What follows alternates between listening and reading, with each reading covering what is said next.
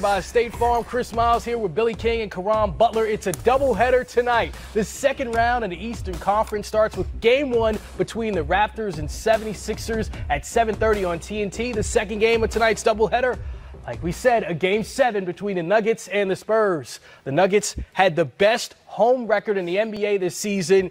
In your Game 7 experience, does that put more pressure on the Nuggets, the second seed, the home team against the Spurs? Look, I always think that they put more pressure on the home team, because you have a lot of expectations. And when you come into that space, I recall me playing with the Los Angeles Clippers, and we went to the Memphis Grizzlies, and it was a Game 7, and we knew that they had a amount of pressure on their shoulders that they just couldn't handle. Every basket, every opportunity, the runs that we had, it just felt like an explosion on their end, and they wasn't able to recover.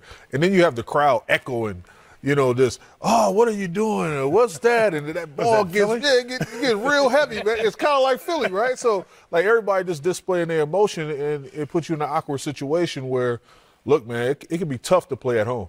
Yeah, I was involved in Game 7 as a coach, assistant to Indiana Pacers. We played the Knicks at Game 7 at the Garden. Patrick hit the follow-up tip in. We lose that one. Then the next year, remember that one? And you do remember the next year, Game 7, second round, playing the Knicks at the Garden. We win that one. So it can go either way. And then we played Shaq in the Eastern Conference Finals, Game 7, lose that one at home. Then as Brooklyn as a GM, we had a Game 7. So it's a lot of Game 7s. And I think Toronto, we played them when I was in Philadelphia as a GM, had a Game 7 at home. Vince misses a shot, we win. Play Milwaukee in the conference final.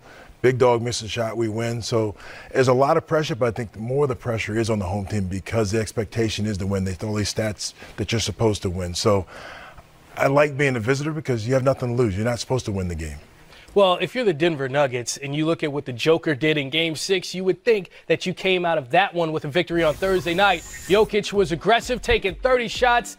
It resulted in a magnificent stat line, 43 points, 12 rebounds, 9 assists. Still, it's the Spurs that came out on top with a 17-point win, which brings us to DeMar DeRozan and the Spurs starters as a whole. DeRozan missed a total of 4 shots while scoring 25 points, 7 rebounds, 7 assists. He spearheaded a Spurs offense that was lights out. 8 of 9 players shot over 50% from the floor. That includes all 5 starters. San Antonio bench outscores Denver's bench 36-13. Here is DeMar DeRozan looking back at his first Game 7 experience. First Game 7 was against, I think, Brooklyn, against nothing but veterans. Kevin Garnett, Paul Pierce, Joe Johnson. It was probably one of the most intense, series I ever played in. Everybody know KG, how crazy he is. So that whole energy and that whole atmosphere for my first go-round was definitely one of the greatest learning experiences. For me, just that toughness is understanding how hard it is to win that last game. We are playing at home. That's maybe a little good thing for us. We need to go there and give our best. Just go out there and work and punch people, playing physical, setting screen, whatever you need to do just to get the win. Man, go out there and play. Don't think too much like it's a Game 7, but play like we played last game. Play like you want to continue to keep this thing going. Well, we know the Spurs' pedigree under Greg Popovich. 22 straight years in the playoffs. Their last Game 7 was a loss in a thriller versus the Lob City Clippers in the 2015 first round. Tim Duncan had 27 for the defending champs, but in the end, it was Chris Paul's pull-up jumper that was the difference, heading the Spurs their only 7-game first-round series loss in the Pop era. For the Nuggets, the last Game 7 was in the 2012 first round. Ty Lawson and company were hanging with the Lakers in Staples under Kobe Bryant hit his fadeaway dagger to put Denver away. Lakers won 96-87 and advanced to the conference semis. Well, the Spurs looking to avoid being eliminated in the first round of consecutive years for the first time in the Coach Pop era. Caron, how crucial is DeMar DeRozan playing the way he is right now, looking confident, and them coming out a winner tonight? Look, I think they're big three with their seasoned veteran guys when you talk about LaMarcus Aldridge and Rudy Gay. And obviously DeMar DeRozan are crucial, but DeMar DeRozan is the guy that has to spearhead this charge. And I think you're going to see him, try to do a lot of what you're seeing on this film right here. get into his sweet spot. He's the mid-range assassin. He recognizes when the double team is coming, when the switch is happening. Look at Joker. Look, there's nothing you can do with that. Will Barton not going to really guard or contest that situation, foul in one. He had enough battle-tested games where he's ready for these moments. Look, pushing the length of the floor, recognizing, look, I got a mismatch here, get through, clear out, got a little contact, finish on that play. His sense of urgency is just so much different.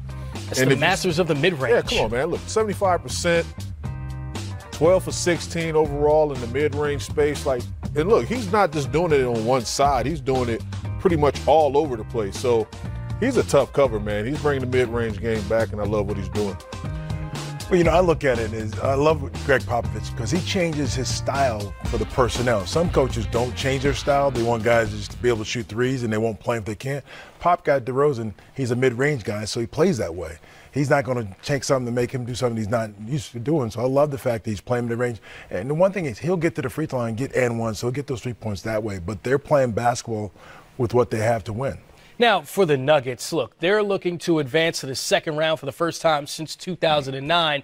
Again, if you look at Game 6, you see what Jokic did, you would think, oh, they should have won that one. Why wasn't that the difference? Well, the one thing, he didn't get to the free throw line. I think he shot maybe 4 or 5 free throws at those 43 points. So it's great to get 43 points, but you got to put pressure, get free throws. In the playoffs, you want to get guys in foul trouble. You don't want to be playing against the top line off defense.